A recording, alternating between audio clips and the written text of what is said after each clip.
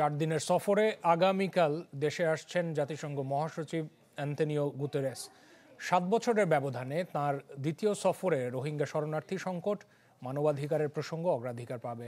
পররাষ্ট্র মন্ত্রণালয় জানিয়েছে, জাতিসংঘ মহাসচিব শুক্রবার প্রধান উপদেষ্টা ডক্টর মোহাম্মদ ইউনূসের সঙ্গে বৈঠক করবেন। এরপর দুজন বাংলাদেশ বিমানের একটি ফ্লাইটে করে একসঙ্গে কক্সবাজার যাবেন।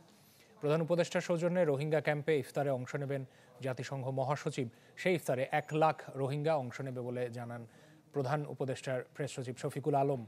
জাতিসংঘের আবাসিক সমন্বয়কারী গোয়েন লুইস জানিয়েছেন, প্রতি বছর রমজান মাসে মুসলিম দেশগুলোতে সফর করেন জাতিসংঘ মহাসচিব।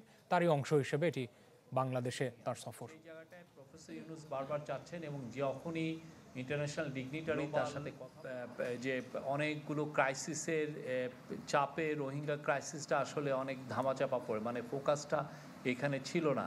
সেই জায়গাটায় প্রফেসর ইউনূস বারবার চাচ্ছেন এবং যখনই ইন্টারন্যাশনাল ডিগনিটারি তার সাথে কথা বলতে আসছেন, উনি কিন্তু এই রোহিঙ্গা ক্রাইসিসটা হাইলাইট করছেন। আমরা আশা করছি যে তার ভিজিটের মাধ্যমে এইটা এফার্টগুলো রিডাবল হবে to mobilise aid for the Rohingya people. উৎসবের খুশি হবে নগদে বেশি, কারণ ঘন্টায় ঘন্টায় আছে গিফট জেতার সুযোগ।